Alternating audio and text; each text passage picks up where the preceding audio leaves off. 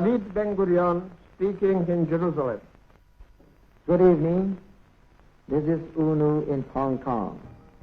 Now, here is Edward R. Murrow. Good evening. Tonight's Small World unites two statesmen and scholars who are also old friends. From Jerusalem, Prime Minister David Ben-Gurion. And from Burma, we are picking him up from Hong Kong, former Prime Minister Unu of Burma. Prime Minister Ben-Gurion, there's an open circuit to Hong Kong, if you would like to say shalom. Shalom, Mr. Unu. Shalom, Mr. Ben-Gurion. Oh, you hear me? Yes. How are you? Yes, thank you. I'm quite well. How's your wife? Is she with you? Oh, thank you very much. She is fine, too. How is Mrs. Ben-Gurion? Oh, fine. Hey, she remembers you. We all remember you. Mr. Prime Minister, I visited your country in 1955.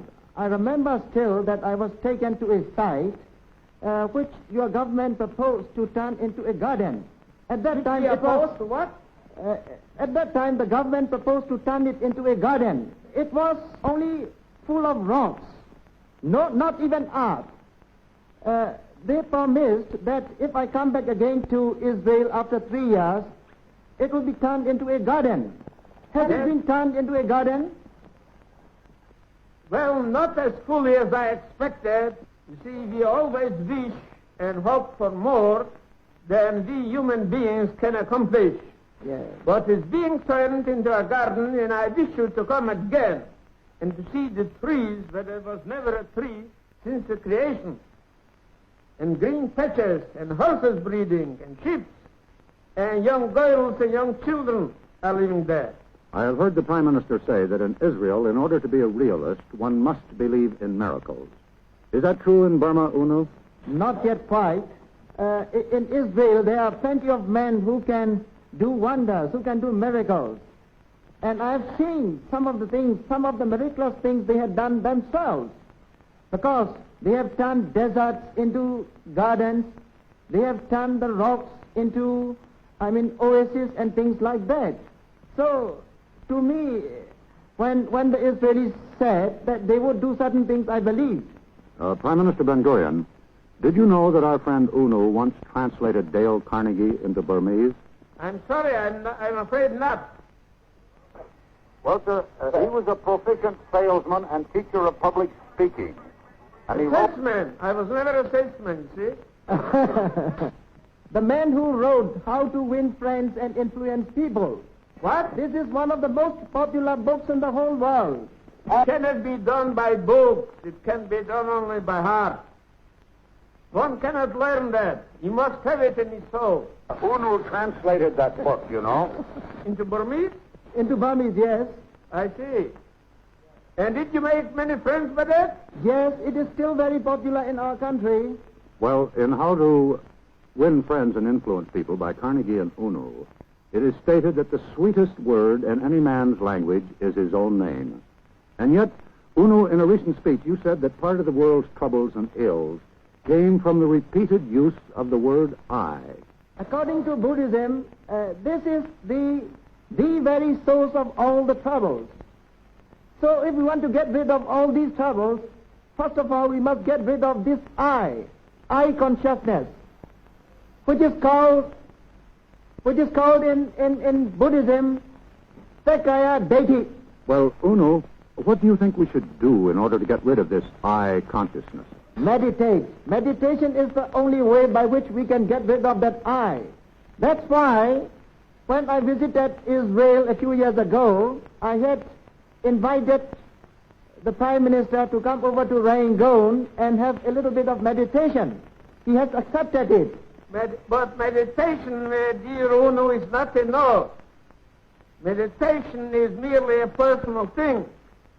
Every one of us must do something for the world, for humanity. And this cannot be done by meditation alone.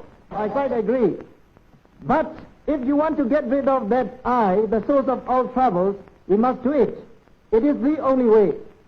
The I is not so bad in itself. The question is whether it's a selfish I or a human I. The same. It is the same. You see, our God began his 10 commandments with the word I and your God. Ah, I see. I don't know about that. There is no such thing as God in Buddhism. Well, except for this basic difference, I believe Prime Minister Ben Gurion believes that there are great similarities between Judaism and Buddhism. For example, the Ten Commandments and the basic principles of Buddhism are roughly the same, aren't they? No, we have not only 10 principles, there are 4 groups of commandments for lay Buddhists and 1 group for the priests. In the first group, there are 5 commandments. In the second, 8. The third, 9. And the fourth, 10 commandments. The 5 commandments are quite essential for all the lay Buddhists. These are, you must not kill, you must not steal, you must not commit adultery, you must not tell lies, you must not drink intoxicated liquor. It is quite essential for every lay Buddhist to observe the first group of 5 commandments. He cannot break any one of them. For the priests, there are 227. So I don't think you will be very much interested in listening to the 227 commandments or rules of Dinia for the priests.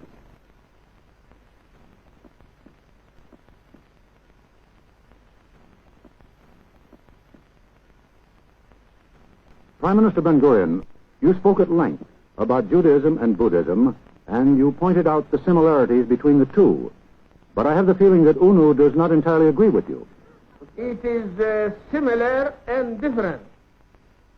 It's similar in that respect that Buddhism wants people to live in peace, love each other, help each other, and to draw away hatred. Yes. The best saying of the Buddha, as far as I know, in the Dhammapada, where he says that enmity doesn't cease by enmity, Yes. Yes. only by love. And this is almost the same what he said in our Torah, that you should love your fellow men like yourself. That is the similarity. But there is also a difference. There is a great deal of pessimism in Buddhism. The Buddha said that life is suffering and misery and pain and sorrow. While it is true that there is misery and suffering in life, but we believe there is also joy and creativeness in life, and not merely misery. That's the difference. Buddhism is not pessimistic, it is optimistic. We put special emphasis not on suffering, but getting out of the suffering. That is that is the thing on which we put special emphasis. Well, gentlemen, there are certain similarities in your careers, at least to the extent that both of you, at the height of your political power, voluntarily stepped down. Ben Gurion to go to the desert and raise sheep, and UNU to go to a monastery and contemplate. How could you afford to do that, and how could your countries afford to let you do it? I did step out in 1956. You can say it is mainly for contemplation. At that time, my people didn't want me to go, but I've got to go because I'm replying to the inner arch. And when the people understood that I did so in response to the inner arch, they were not in my way. They simply let me go. What I came originally to do in these countries, work. You see, our belief is that a people must live on its own work. And a people can rebuild its country in its own only by its own hard work. And to go to work, especially on the land, was the ideal which brought me some 53 years ago to this country. And I was sorry that I had to give it up for public activities. In the first opportunity which I had seen, that I can safely leave government in the hands of my friends, I went back to do the things which I love to do, and I'm happy that I did it. And I hope I will be able to do it again next year or sometime, either when I will leave or they will throw me out of the government, because it's bound to come sometime. I had never wanted to be in the government service. That's why it is very easy for me to step out.